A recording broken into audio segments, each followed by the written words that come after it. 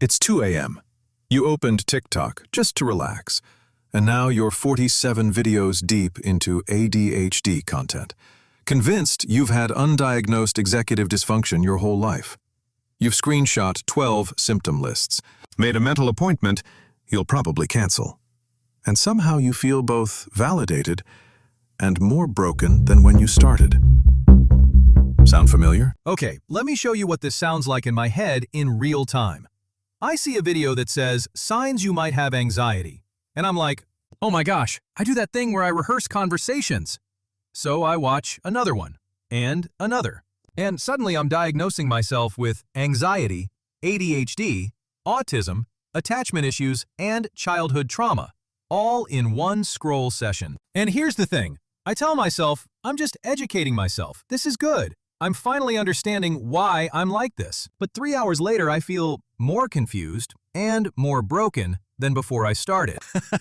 I've gone from, I'm having a rough week, to, I have 7 undiagnosed conditions, and my entire childhood was a lie. Why do I keep doing this? I literally did this last Tuesday. Spent an hour watching quiet BPD content and genuinely couldn't tell if I was learning something important or just creating problems that weren't there. And what's wild? Your brain isn't being dramatic or attention-seeking. It's actually running a really specific loop that feels like clarity, but works more like quicksand. Here's what's actually happening. Let me break down the mechanism. Step 1. The recognition hit. Actually, before I explain this, let me show you something. I'm going to describe you right now based on what I know about you. You have a need for other people to like and admire you. You tend to be critical of yourself. You have considerable unused potential that you haven't turned to your advantage. While you have some personality weaknesses, you're generally able to compensate for them. Okay, that's weirdly accurate. How did you... That's a generic personality description from a 1948 psychology study by Bertram Forer. It was specifically designed to apply to everyone. And you, someone actively watching a video about this exact phenomenon, still felt it was personally targeting you. That's the Barnum Effect. Oh no. Right? Now here's what happens when you scroll. You see content describing a behavior or feeling. Your brain goes, wait, that's me. That recognition, that feeling of being seen, creates a small reward signal in your brain. Not huge, but enough to feel like progress, like you're finally understanding yourself. But most mental health content on TikTok uses this exact mechanism. Statements vague enough to apply to almost anyone, but feel deeply personal. Do you overthink things? Struggle with motivation? Feel misunderstood? Well, yeah, that's like most humans. But in that moment, it doesn't feel generic. It feels like they're reading your diary. So I'm not actually being seen. I'm being Barnumed? Exactly. But here's where it gets psychologically dangerous. Step 2. What I call the state-to-trait collapse. Social media does something that psychologists warn against. It collapses the distance between a state and a trait. A state is temporary. I feel anxious right now. A trait is permanent. I am an anxious person. Watch what happens. Social media turns every temporary feeling into a permanent identity label. You go from, I'm having trouble focusing today, to, I have ADHD, in 3 videos. And that label? Once it's stamped on, your brain stops looking for solutions. It says, oh, that's just who I am. The TikTok diagnosis doesn't describe a problem you have. It can create an identity you didn't. Wait, so the label itself makes it worse? It can, especially when it's based on a 60-second video instead of an actual clinical assessment. And that creates a massive uncertainty gap. Wait, do I actually have this? Or do I just relate to one symptom? Am I self-aware or self-diagnosing? Your brain hates uncertainty. So what does it do? Keep scrolling for more information? Exactly. Step 3. The medical student syndrome. You know how medical students often think they have every disease they study? There's actual research on this. It's called medical student syndrome, or intern's disease. TikTok has turned you into a perpetual medical student, except without the training, context, or ability to graduate. You watch more videos, trying to get certainty. But the more you learn about conditions, the more you see the symptoms in yourself.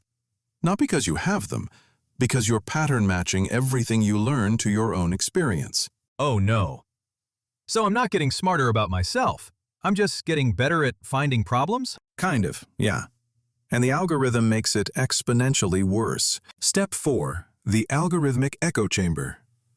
The algorithm isn't a doctor, it's a mirror room. You watch one video about anxiety, the algorithm goes, "Oh, they engaged with anxiety content," and immediately floods your feed with nothing but anxiety videos. Now you're not seeing a balanced view of yourself. You're seeing a distorted amplification of one concern until you're convinced that's all you are. It's like looking into a funhouse mirror and thinking that's your real reflection. So I'm not actually learning about myself. I'm watching an algorithm show me an increasingly warped version of me? Exactly. And here's where it gets really dangerous. Step 5. The Retroactive Rewrite. Remember our cognitive contamination video, where your brain mixes the tiny first step with the giant outcome? Same mechanism, except now you're contaminating your entire past. You're not just learning about yourself. You're actively rewriting your history through a diagnostic lens. That time you were quiet at the party? It was shyness. Now it's social anxiety disorder since childhood. That time you forgot your homework in 3rd grade? It was being 8 years old. Now, it's undiagnosed ADHD that explains everything. That time you felt sad after a breakup? Normal grief. Now it's abandonment trauma response. Every memory becomes evidence for the diagnosis. You're not analyzing your past. You're transforming it. Oh no. So I'm literally rewriting my childhood based on TikTok videos? And your body knows something's wrong. Notice what happens in your chest when you're in this loop. There's this weird cycle. Brief relief when something resonates, immediately followed by tightening as new uncertainty rushes in. Then this compulsive pull to keep scrolling. You can feel it in your hands, this restless energy that won't let you stop. Your jaw might be clenching. You're tense, even though you're just lying in bed. It's like your nervous system knows you're not getting clarity. You're getting more lost. Yes, it's like I can't stop, even though I'm getting more anxious, not less. Right, because step 6, the paradox. The content promises clarity. The process creates confusion. The content offers validation. The process amplifies anxiety. The content suggests you're finally understanding yourself. The scrolling is making you a stranger to yourself. And here's where else this pattern shows up. Physical health symptoms. You have a headache. One Google search later, it's either dehydration or a brain tumor. 4 hours deep in health forums, you've diagnosed yourself with 17 conditions and mentally written your will. Relationship content. You watch one video about attachment styles. Suddenly, every relationship you've ever had was doomed by your anxious attachment. You're diagnosing decade-long relationships from 60-second videos made by someone with relationship coach in their bio. Productivity TikTok. You see a video about body doubling for ADHD. 3 hours later, you've bought a planner, a Pomodoro timer, downloaded 4 apps, joined 2 Discord servers, and still haven't started the actual 5-minute task. Personality tests. Your Enneagram number explains everything about why you're struggling, until the next video says you're actually a different number. Then your attachment style contradicts your Enneagram. Then your zodiac chart contradicts both. Okay, this is painfully accurate. But why does it feel so helpful in the moment? Like I'm finally getting answers? Because there is real value in recognition. When you see yourself reflected in mental health content, especially if you felt alone in your struggles, that is meaningful. That moment of, oh, other people experience this too, can be genuinely validating and important. The problem isn't the content itself. The problem is the consumption pattern. You're using an infinite scroll algorithm, specifically designed by billion-dollar companies to keep you watching forever, to answer deeply personal questions that require stillness, reflection, professional guidance, and time. It's the wrong tool for the job. And it's designed to be the wrong tool, because the right tool would let you stop watching. So I'm not finally understanding myself. I'm stuck in a diagnosis dopamine loop? That's the pattern. And you can probably feel it right now, that pull to Google medical student syndrome, or look up the actual study on the Barnum Effect just to make sure you understand it correctly. Stop! I literally was already thinking about searching Barnum Effect 1948 study to see if I'm interpreting it right. Oh my gosh, the loop is running right now. See? The loop is so automatic it runs even when you're actively learning about the loop and consciously trying to avoid it. But here's what changes everything. The diagnosis dopamine loop isn't about the content being wrong, or you being gullible, or social media being evil. It's about your brain using scrolling as a substitute for actual processing. You're collecting diagnoses instead of processing feelings. You're accumulating labels instead of understanding experiences. You're building an identity from 60-second videos instead of lived reality. That changes everything. Okay, let's make this physical and immediately usable. Part A, Intellectual Recognition. This week, the moment you watch a second video about the same mental health topic, pause right there. That second video is where the loop typically starts. Part B, Physical Sensation Bridge. Try this right now. Think about the last time you fell into a diagnosis spiral on TikTok or Instagram. Notice what's happening in your body. That weird chest tightening where relief turns into anxiety? Jaw clenching as uncertainty builds. That compulsive restlessness in your hands, the physical itch to keep scrolling? The complete inability to look away, even though you're getting more confused, not less? That physical sensation is your early warning system. It arrives before the conscious thought, just one more video. Learn to recognize that feeling in your body. That's your pattern detector. Part C. Absurdly small experiment. Here's the experiment, and it's designed to be absurdly small. The mute test. Next time you feel that chest tightening while scrolling mental health content, don't try to stop scrolling. Don't close the app. Don't force yourself to do anything complicated. Just mute the volume for 5 seconds. That's it. One single tap. Notice what happens when the voice stops. The auditory trance breaks immediately. You might suddenly realize you've been scrolling for 40 minutes. You might notice your shoulders are up by your ears. You might feel how tense you actually are. That 5-second mute creates a tiny pause your nervous system desperately needs. Wait, that's it? Just mute it for 5 seconds? That's the first step, because the loop breaks the moment you interrupt the flow, even slightly. Optional, the reality check. If you want to go one step deeper after muting, look at your hands. Look at your hands. They're 3D. You can move them. Turn them over. They're solid. They're real.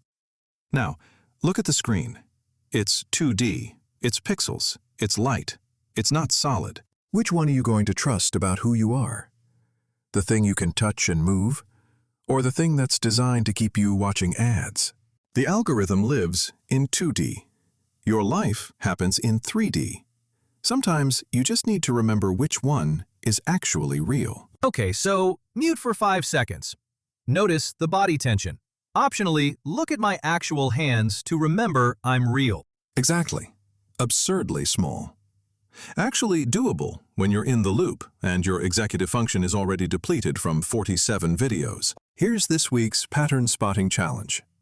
The mute test plus body awareness. Next time you're scrolling mental health, diagnosis, or self-help content, notice when you feel the pull to watch a second video on the same topic.